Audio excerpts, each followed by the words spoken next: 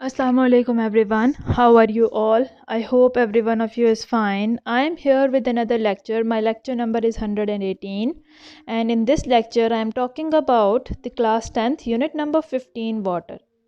The chapter name is water and the topic name is waterborne infectious diseases, which means के वो disease जो कि water की वजह से वाटर के थ्रू स्प्रेड होते हैं एक जगह से दूसरी जगह पे. In the water there are different types of viruses, there are different types of bacteria, there are different types of parasites, और उसके अलावा वर्म्स भी प्रेजेंट होते हैं वाटर के अंदर. And water is their source of spreading, it is their source of living. These all different water infectious causing diseases के agents जो हैं ये वाटर के अंदर सर्वाइव करते हैं. And when that water is used for drinking purposes और for making food and for other living purposes, तो दीज पैरासाइट्स और दीज बैक्टीरिया या फिर ये वायरसेस जो कि ये एजेंट्स हैं इन बीमारियों के, ये हमारी बॉडी के अंदर दाखिल हो जाते हैं और मुख्तलिफ़ हिस्सों पे जाके अटैक करके हमारी बॉडी के अंदर severe different types of water borne infectious diseases को कॉज करते हैं. So we are looking at a number of the different diseases जो कि पानी की वजह से फैलते हैं, पानी की वजह से ये चीज़ें जो हैं ट्रांसफ़र होती हैं बंदों में. सो इन द प्रीवियस लेक्चर मैंने आपको 3 डिफरेंट टाइप्स ऑफ डिसीज़ के बारे में बताया था. डायरियल डिसीज़ है जैसे कि कॉलरा है जिसके अंदर डायरिया होता है, there is loose motion and because of that water is released, water is remove from the body और जिसकी वजह से डिहाइड्रेशन हो सकती है. उसके अलावा मैंने आपको बताया डायसेंट्री. डायसेंट्री में बैक्टीरिया और पैरासाइट्स जो हैं वो एजेंट्स होते हैं डायसेंट्री कॉज करने के. इसमें भी इंटेस्टाइन पे हमला करते हैं. These agents they attack on the intestine and it is caused by severe dehydration due to diarrhoea, और डिहाइड्रेशन के साथ साथ the blood and the mucus may also come outside of the body. And then the third type of the disease is cholera. Cholera तब होता है when the sewerage system, when the sewerage water it enters into the drinking water. तो जब sewerage water में से human waste material drinking water के अंदर enter होता है तो human waste material contains different types of bacteria, जिनमें से एक बैक्टीरिया का नाम है cholera, this vibrios cholera. So that bacteria it will cause this disease because it is transferred through the human feces, through the human waste material. और जब ये human waste material वाला water drinking purposes के water के अंदर enter हो जाए तो ये जो bacteria हैं ये भी उस water के अंदर enter हो जाएंगे. And when the human being drinks it, तो it results in the disease of the person. ये 3 डिफरेंट डिसीज़ेस है जो कि मैंने अपने प्रीवियस लेक्चर में बताया है. Now we will talk about the 4th disease that is water borne infectious disease. Its name is Cryptosporidium.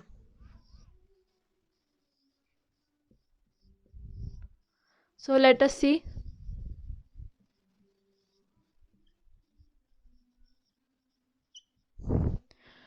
About this disease, the water borne micro organism, इसमें ख़ास तौर पे जो है micro organism that is protozoa. It is water borne means it lives in the water, it spreads through the water. It causes the gastro intestinal illness, यानी कि जो हमारा गैस्ट्रिक सिस्टम है, हमारा जो डाइजेस्टिव सिस्टम है उसके अंदर जब ये एंटर होता है तो it attacks on the our digestive system, on our digestive tract, and it causes the illness that is called as gastro intestinal illness. And इसको हम लोग क्रिप्टोस्पोरिडियोसिस का नाम देते हैं. ये जो इलनेस है it is caused bye Cryptosporidium, और ये जो बीमारी होती है उसे हम लोग कहते हैं cryptosporidiosis. And because of this cryptosporidiosis diarrhoea is also caused, और along with diarrhoea vomiting also occurs in the body. ये जो टाइनी पैथोजेंस है, ये जो protozoa, they are microorganism in nature and they are found in the surface water sources like reservoirs, lakes, rivers. ये उन जो हमारे surface water है, ग्राउंड वाटर नहीं बल्कि सरफेस वाटर है, इनके अंदर ये प्रोटोजोआ पाया जाता है, that is a microorganism. और when that surface water is used for drinking purposes then this protozoa cryptosporidium it enters into our body, it enters our digestive system, and through passing from the digestive system it will cause the illness that is gastrointestinal illness. उसका नाम है क्रिप्टोस्पोरिडियोसिस, जिसके अंदर ना सिर्फ diarrhoea बल्कि diarrhoea के साथ साथ वॉमिटिंग भी स्टार्ट हो जाती है पर्सन की बॉडी में. Then the next category of the disease is fluorosis. When we talk about fluorosis, so it is a disease that is caused by the consumption of excess fluoride. Fluoride जो है, this name also है fluoride in it. Fluoride जो है it is an element and it is a halogen. जब ये fluoride किसी तरह हमारी बॉडी के अंदर एंटर हो जाए तो it causes a disease that is called as fluorosis. ये फ्लोराइड जो है, फ्लोरोसिस तब होता है when there is excess consumption, ज़्यादा से ज़्यादा कंजम्पशन हुई है फ्लोराइड की. फ्लोराइड कहाँ पे होगा? वाटर के अंदर प्रेजेंट होगा. It is non living thing. ये वाटर के अंदर प्रेजेंट होगा और जब किसी वाटर के अंदर फ्लोराइड का कंटेंट ज़्यादा हो as compare to normal water तो it will cause to fluorosis. और फ्लोरोसिस में क्या है? Why it is dangerous for the health? Because fluoride जो है that the agent that is causing this fluorosis, it is very dangerous for bones and teeth, and it will cause the damage to the bones and the teeth. That is why fluorosis is another disease that is not gastrointestinal in nature, but it affects our bones and teeth. Next one is hepatitis.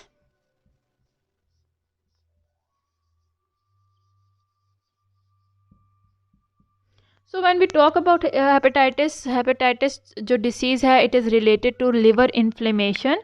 यानी कि हमारे liver के अंदर inflammation हो जाती है, हमारे liver के अंदर स्वेलिंग हो जाती है, वो नॉर्मल नहीं रहता. And it is caused by different viruses. 5 different viruses are there with the names A, B, C, D and E. The hepatitis depends upon which virus entered the body and which virus attacked the body, upon which we will name it as hepatitis A, B, C, D और E. जो hepatitis A और E हैं, these both hepatitis, these are caused by the contaminated water. They are transmitted by the contaminated water. यानी कि जिस water के अंदर ये वायरसेस प्रेजेंट होंगे, they spread through the water. ये वाटर की वजह से एक जगह से दूसरी जगह पे स्प्रेड होते हैं. जिस वाटर को ड्रिंकिंग पर्पजेज़ के लिए यूज़ कर रहे हैं, अगर उसके अंदर ये वायरसेस प्रेजेंट हों तो they will lead to this disease in the body of the living organism, body of the person who has consumed this water carrying these different types of diseases, viruses.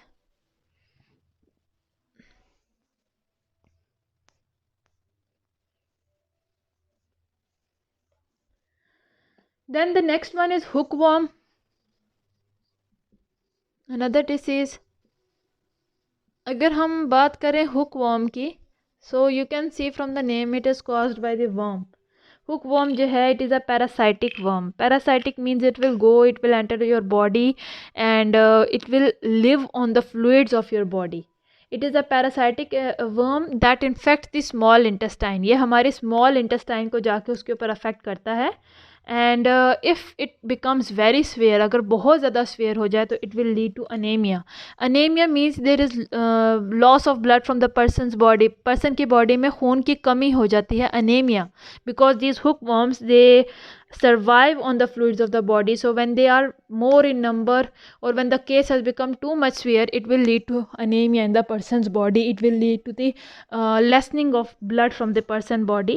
और उसके अलावा there is stunted growth in children. अगर children के अंदर ये parasitic hookworms enter हो जाएं तो that will lead to their stunted growth. उनकी growth proper नहीं होगी as compared to normal children. सो ये जो हुकवर्म लार्वे हैं, they enter the body through the skin, through the feet, ख़ास तौर पे फीट की वजह से, not by the drinking purposes.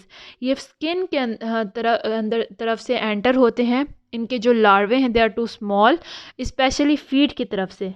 So how they are spread by the poor sanitary conditions. यानी ऐसी जगह जहाँ पे सैनिटेशन नहीं प्रॉपर, जहाँ पे सफाई सुथराई का ख्याल नहीं रखा जाता, ऐसी वाटर बॉडीज़ या उनके सराउंडिंग एरियाज़, वहाँ से ये ज़्यादातर हुकवर्म जो हैं फैलते हैं एक जगह से दूसरी जगह पे.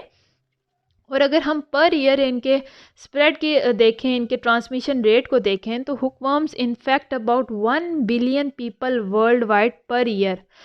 हर साल 1 billion people are affected by this parasitic hookworm. Then the next one is jaundice.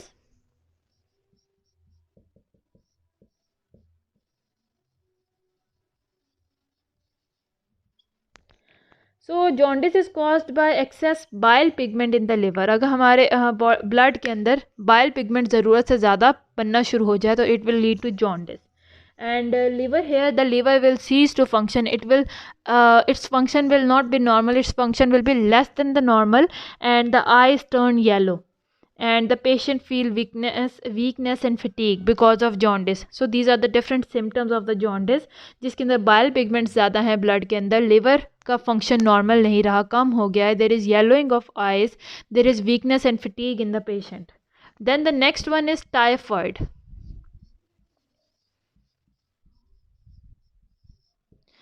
So in the typhoid, a dangerous bacterial disease it is often spread by the contaminated water or by the food that we prepare with that water. So it is also a waterborne disease, dangerous disease है जो contaminated water के ज़रिए जब हम उसे drinking purposes के लिए use करते हैं वहाँ से फैले, या फिर अगर हम लोग उसी वाटर को कुकिंग पर्पजेज़ के लिए, फूड प्रिपरेशन के लिए यूज़ करें तो तब फैले. So these were all the list of the different diseases जो कि वाटर बॉर्न इन्फेक्शस डिसीज़ हैं. इनमें से हर जो बीमारी है उसका सोर्स ऑफ ट्रांसमिशन जो है वो वाटर है, यानी कि इसके अंदर जो मुख्तलिफ एजेंट्स हैं जो इन डिसीज़ को कॉज करते हैं, चाहे वो बैक्टीरिया हैं, पैरासाइट्स हैं, चाहे वो नॉन लिविंग एजेंट है, वो सब के सब ये वाटर के अंदर प्रेजेंट होते हैं और उस कंटामिनेटेड वाटर को यूज़ करने की वजह से जिस्म में मुख्तलिफ बीमारियाँ फैलना शुरू हो जाती हैं.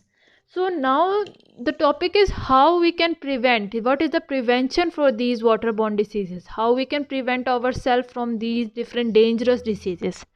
So prevention क्या है कि हम लोग कुछ मेजर्स को अपना सकते हैं, कुछ स्टेप्स को यूज़ कर सकते हैं to prevent our self, to prevent each other from these water borne diseases.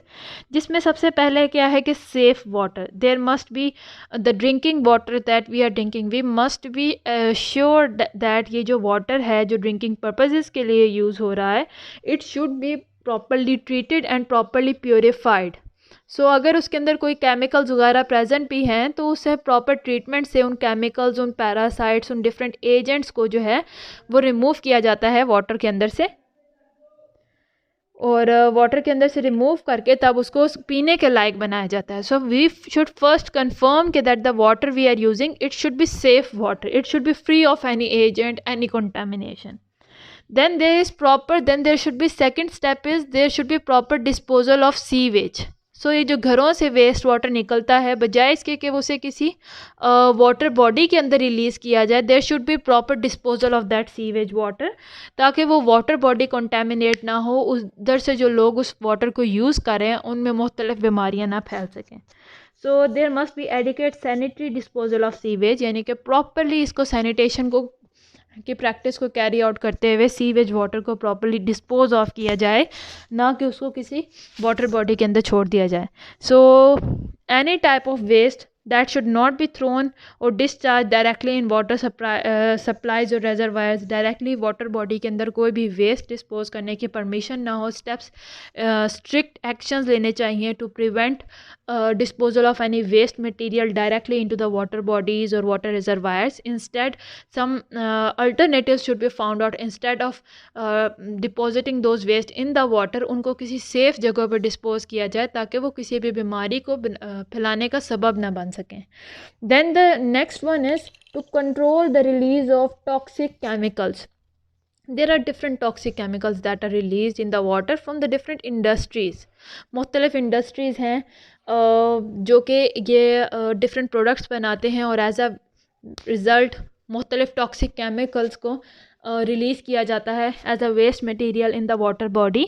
और ये जो केमिकल कंटेमिनेशन है it can cause acute illness, but often जो टॉक्सिक कंटेमिनेंट्स हैं they are slow poison and carcinogens.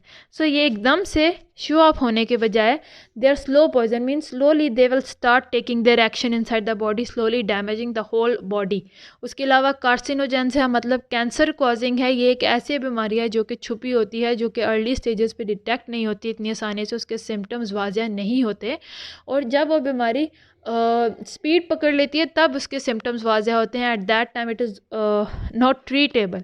So we should first remove these toxic chemicals so as to prevent ourselves from these different types of diseases. There must be a strict control over the use of pesticide and other chemicals. ना सिर्फ industries में बल्कि agriculture में भी जो pesticides का इस्तेमाल होता है उसके अंदर भी मुख्तलिफ़ किस्म के टॉक्सिक केमिकल्स प्रेजेंट होते हैं जो डायरेक्टली या इनडायरेक्टली किसी वाटर बॉडी के अंदर एंटर हो जाते हैं और उसकी वजह से ह्यूमन बॉडीज़ के अंदर एंटर हो जाते हैं. So one should take care कि वो ये जो वाटर आप यूज़ कर रहे हैं उसके अंदर किसी भी तरह की कंटेमिनेशन ना प्रेजेंट हो. So this was all about the prevention and the different types of diseases जो कि वाटर बॉर्न इन नेचर हैं. उम्मीद है आपको ये लेक्चर की समझ आई हो. This was the last topic of this lecture जिसमें हमने इस टॉपिक में इस चैप्टर के हमने मुख्तलिफ पॉइंट ऑफ व्यू से वाटर की इम्पोर्टेंस, वाटर की प्रॉपर्टीज़, वाटर की रेशो क्या है ओवरऑल हमारे पूरे अर्थ पे, और उसके अलावा हमने softness and hardness of water, मुख्तलिफ वाटर बॉर्न डिसीज़ेज़ और उनकी प्रिवेंशन के बारे में स्टडी किया है. उम्मीद है ये सब आपके लिए हेल्पफुल हो, आपको समझ आई हो. अगर यहाँ तक कोई भी प्रॉब्लम है, कोई इशू है, तो you can talk with me through the comment section. I am here to help you out and see you soon in my next lecture. Till then, Allah हाफिज़.